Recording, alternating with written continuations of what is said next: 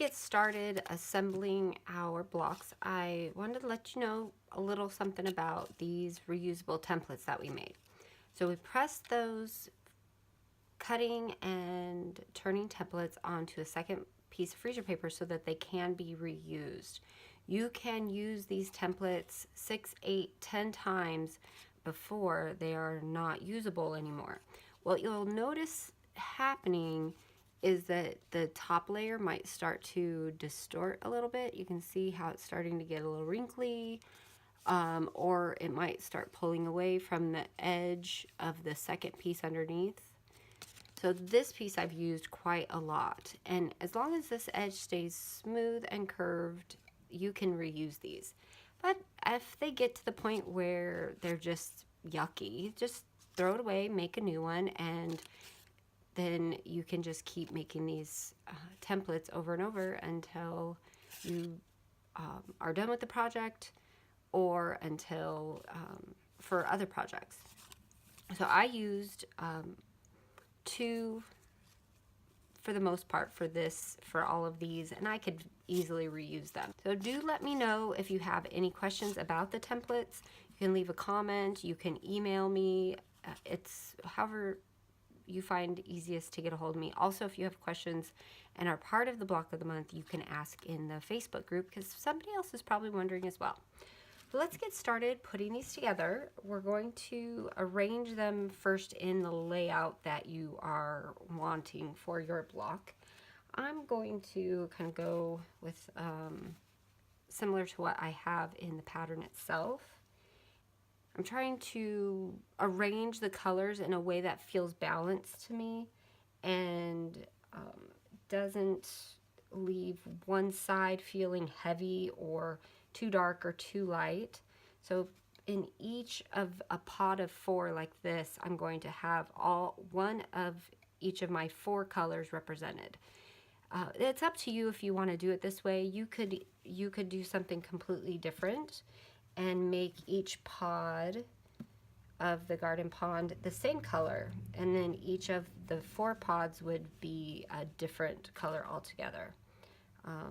Oh, here's something kind of fun to see. Look, you can even, for a different variation of not this quilt, but another pattern, you can use these to make little clamshells.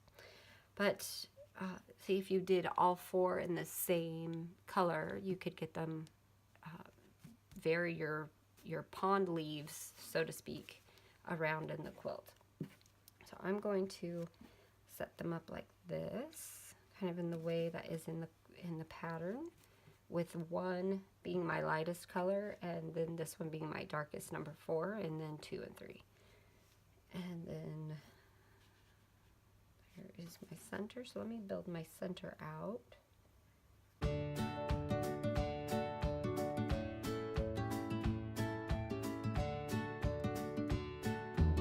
And this is how my layout looks for now. I'm wondering if I might switch around a couple of things here or there just to get a better balance. And you definitely can switch things around, make it a little different than what was in the pattern if you prefer. I kind of like that a little bit more, and that's perfectly fine. So if you strike a different balance than what's in the pattern, don't worry. It's just a suggestion. So from here, we're going to assemble everything in rows. So top will be row 1, row 2, row 3, and row 4. I'm going to start stacking them in the order that they are going to be assembled. And I'm going to teach you a really fantastic strategy and technique for piecing these together. I use glue basting, which is what we used for getting our original curve done, but now we're going to use it to actually assemble our quilt blocks. Rearrange this. All right, so this is the order that the top row is going to be assembled in. I'm going to get my glue here, shake it on down. I'm going to draw a line of glue on the inside edge, right at about 1/8 of an inch or so on that first block. And then I'm going to put right sides together on the block, joining the blocks the first 2 blocks. So what I'm looking for here, oh, that's great, woohoo, is that the seams of the curve at the end will nest right on top of each other. So that's pretty good. I'm really happy with that. And then glue basting secures it in place so it won't shift on you at the machine. So I'll get my iron and then let's heat set that so it doesn't go anywhere. And now when you go to sew this, there will be no shifting at all when it's pieced together. Now, just to kind of be efficient, one of the things I like to do is chain glue baste. So I'm going to glue baste the entire row together and repeat joining these two. And since they are glue basted together, they will stay together as a row as I'm sewing. So I can just sit at the machine and sew all my rows together. And my favorite part of this is I know none of my blocks will mysteriously flip around and end up oriented in the wrong direction. I know we've all had that happen. And now this entire row is ready to sew together. And I'll repeat the same process with row number 2 and lay it out in the positions that I wanted them to be, just to double check.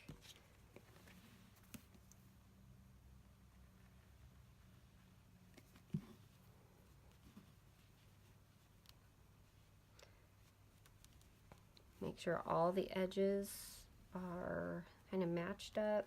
Heat set it. Just needs a few seconds. And then let it kind of cool. Fold that over. My glue bottle is getting empty.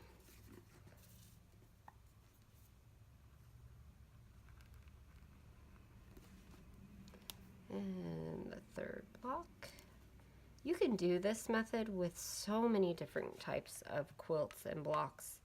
It really works nicely to secure everything and prevent shifting. The glue doesn't do a single thing to your machine. Number one, it's so close to the edge you're not sewing through it. And number 2, it's dry after you heat set it, so it's not gummy or gooey or anything like that to where it will cause any sort of an issue with your machine. Heat set that one. And now I've got row number 2 all ready to sew. And then this way I can put my rows in order and make sure everything is as I want it to be. Okay, number 3.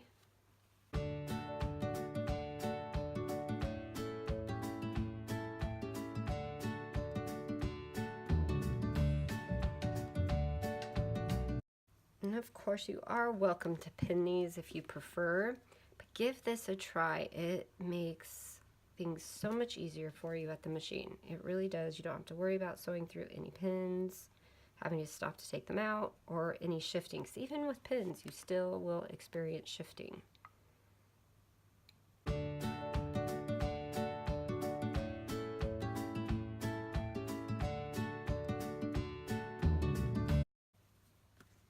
Glue basting can also help you with having your quilt blocks actually turn out the size you want them to be. Because there's less shifting, your blocks will kind of just stay more accurate.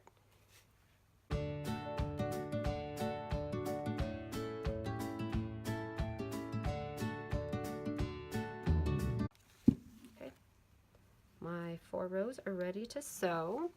And before I take these to the machine, I want to show you a couple of things. But what we are shooting for is the back of the block to look similar to this. And again, just ignore the applique portion. So each of the 4 pieces in a row are going to be sewn together in a manner that will allow our seam intersections to nest and spin. This helps alleviate a lot of bulk that will happen in a seam in general, but especially with these because we are piecing together those drunkard path blocks right along their own seam line.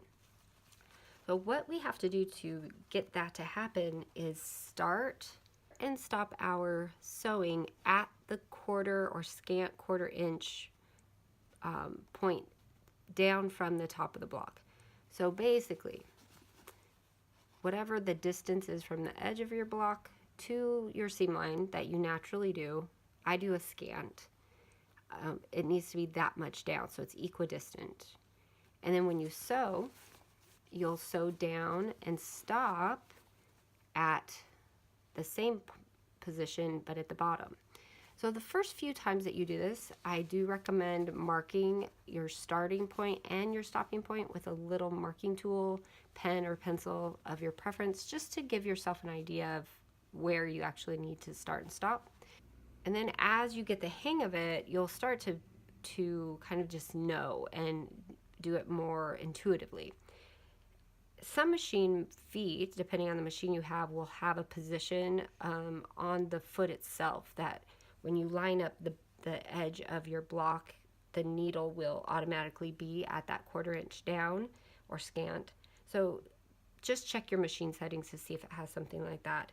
What that stopping and starting does, or starting and stopping does, is it allows for the end of the seam allowance to release and open up, which allows for this nice little seam intersection to happen, which alleviates so much bulk on the back side of your quilt. If you do your own quilting, or if you send it off to a quilter, it really makes their job a lot easier as well, because they don't have this intense bulk on one side of the seam that makes it really difficult for the machines to sew through. Now, as we piece these together, we'll also press the seams in specific directions, which are outlined in the pattern, and we'll go over them in just a little while.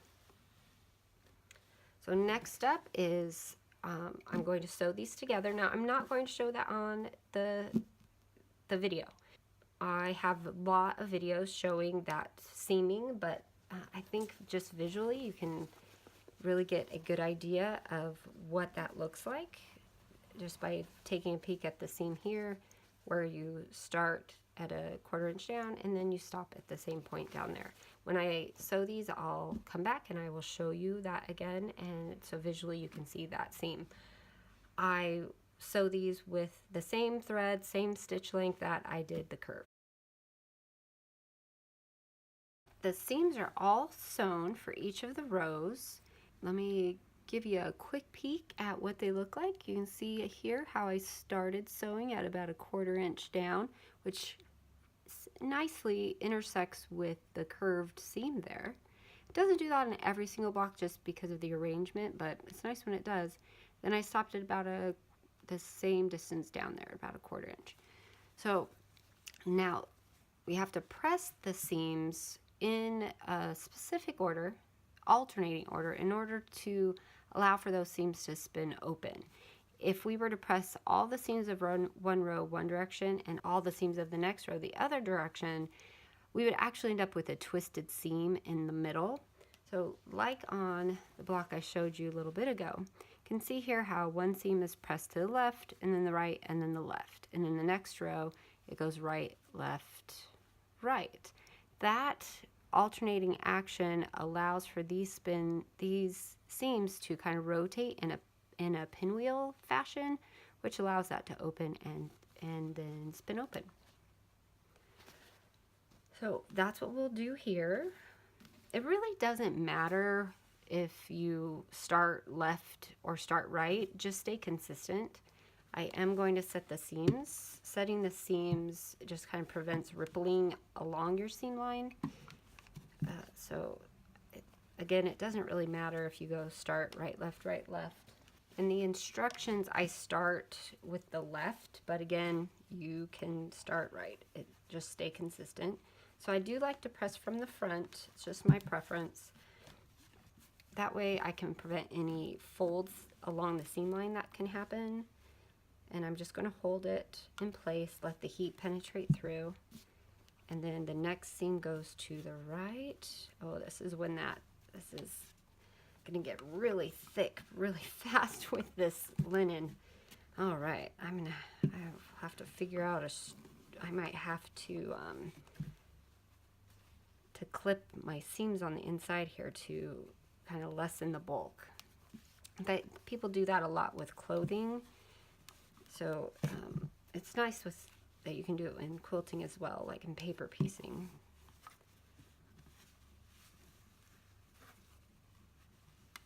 Alright, so now we've got this row pressed, and you can see from the back that my seams go in alternating directions. This one, from the back, it's going right, right, but from the front, it's left, right, left.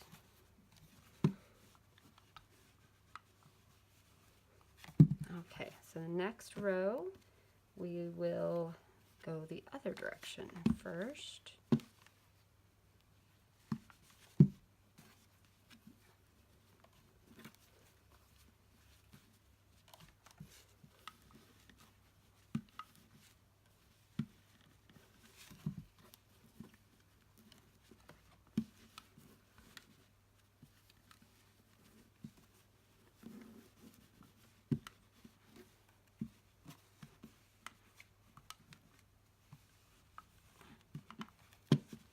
Just keeping them in alternating directions. You can see they are alternating. If you need to press from the back as you go, you certainly can. But starting from the front just prevents those folds that can happen at the seam line that actually make your block shrink up. And I like to press and hold it, not so much rubbing, because that will make your seams shiny. Okay, so that one's ready, and it goes this way. And then the next row, set those seams.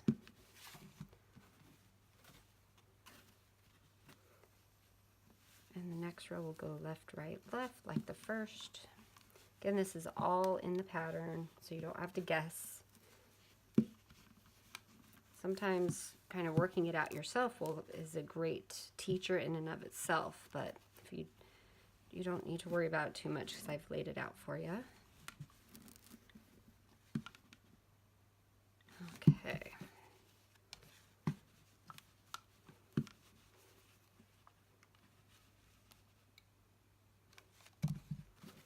And then that one goes there, and then finally the last row.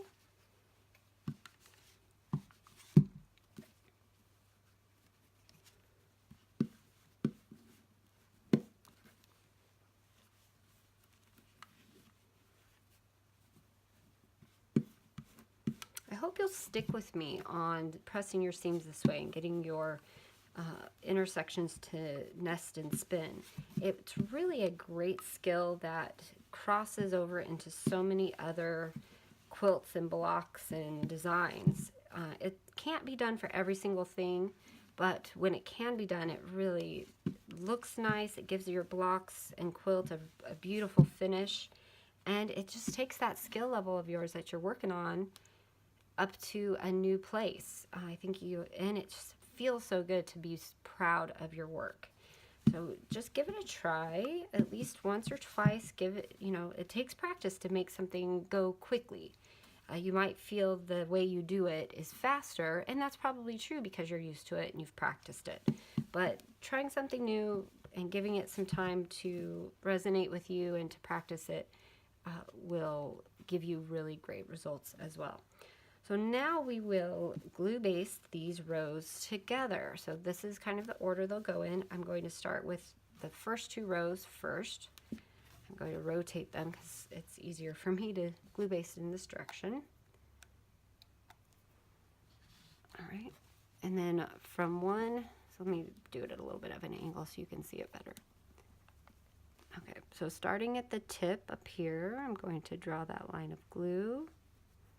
Bring it on down all the way to the other end. Now for month 2, we are going to add additional squares on the outside of this. So it is really important that you not only stop at that 1/4 inch, but you start so that everything, so adding those next squares will work out really well for you. So you can see here all of our seams nest. See how they go, the seams go in opposite directions. Isn't that cool? I love it. And you can feel with your fingers when they nest so that you know that they are in a really good position. So this seam is ready to sew. When I sew the seam, I am going to start at that 1/4 inch down and sew all the way through each of these intersections, and then I'm going to stop at the 1/4 inch here, because as I mentioned, we're adding squares on the outside of it for our applique. So that one is ready to sew. I'm going to glue baste these two together as well in the same manner.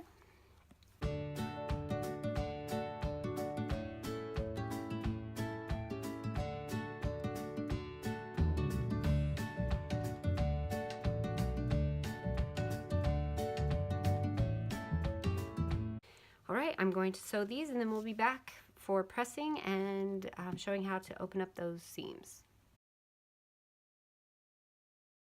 Okay, I have sewn the rows together, the first 2 sets of 2, and I started down about a 1/4 inch and finished right about a 1/4 inch. It's important because of the month 2 steps, so just keep that in mind. Now we're going to set the seam here. Okay, and then from the back side, we're going to take a look at how do you open up that seam. So this seam here is going to the right, and this one's to the left. So if it were a natural pinwheel, this one would kind of come down. And if it's glued together with a little bit of the glue you use, just kind of release it and open it up. So what's happening is this one will go over, down, over, up. And that will make that part open just like that. Now, next one. So because this one's going up, over, down, over, so it's in the opposite direction, this big bulky thing will open up just like that. See that there? Now, sometimes on these big, huge, bulky ones, I get my iron, like the tip of it, and I push it really hard. Some people I've seen too go kind of bang it. You can do all sorts of things to kind of flatten that out on those big, bulky ones. Ones that are just thin, you just give it a little press. And then the next one, down, over, up, over, we'll open that up. Just release that little bit of glue if there's any in there. And if you have any stitching that kind of went beyond that 1/4 inch, just pull it out so it will allow it to lay flat.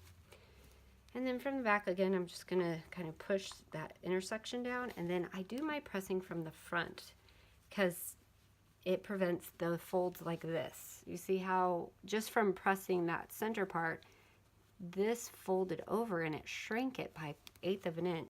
If you press from the front, you won't get that as much. So give it a press from the front all the way down. So what I'm doing as I went across was kind of getting the seam on that side to go up, the seam over here to go down, and this one to go up, and this one to kind of come down as I go across. So I repeat that for the second block, which I have already done for time's sake, and then we will glue baste these two guys together. Now, this linen is super bulky, so I don't know if I would recommend it, but it is really beautiful. I'm loving how it's looking. And glue basting is really making using the linen easier because I'm not getting shifting. You can use glue basting for all sorts of things: bindings, bags, clothing, applique, zippers. It's great for zippers. So I just did my glue all the way from end to end. You can also kind of stop the glue at close to a 1/4 inch. Then you'll have less to open up at your intersections. And then nest your intersections just like you did before. And then make sure your edges kind of come together. Now, if you are nesting these intersections and the edges here don't match up, don't worry. Get your intersections to match up because those you don't want offset. If something kind of comes out here and is a little off, that'll disappear into the seam allowance, and then your intersections will be matched up really nice. So heat set that. And then we'll sew that last seam, and then your garden pond will be complete. So the last seam is done, and I started sewing at a 1/4 inch from the edge and stopped at a 1/4 inch. So I'm going to set the seam, and we'll just repeat what we did for those other two long seams that we just did. So from the back side again, we'll kind of look at the direction of these seams. We have one going to the left and down here to the right, so just naturally this is going to go up, over, and around. And I'm going to gently pull that apart, just releasing the glue.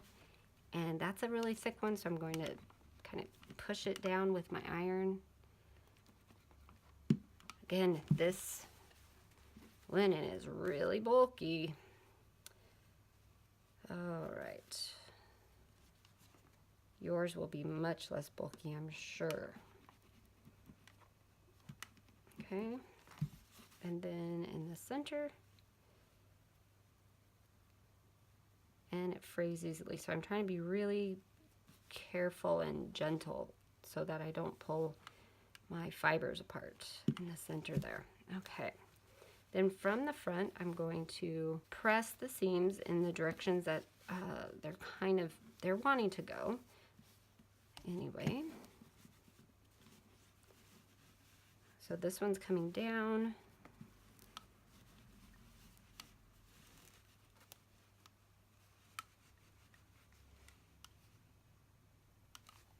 So as I'm going across, I'm just kind of guiding my iron in the direction. So this one's kind of in almost a serpentine shape, but you're not really, it's not exaggerated.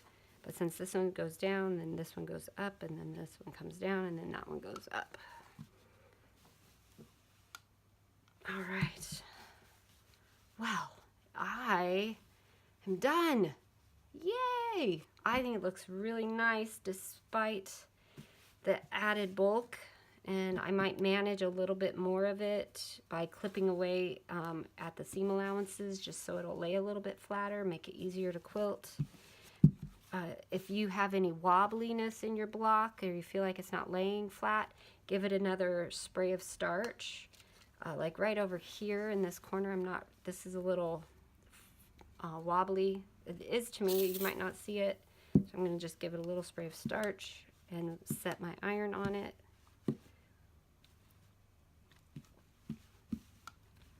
And now it's much better. You can do that for your entire block. You want it to be nice and flat because the next month we are going to add squares out here and a little border and our appliques. We're going to add appliques in the middle, just like on this one. And then the appliques that are going to go out here, all of our orange peels.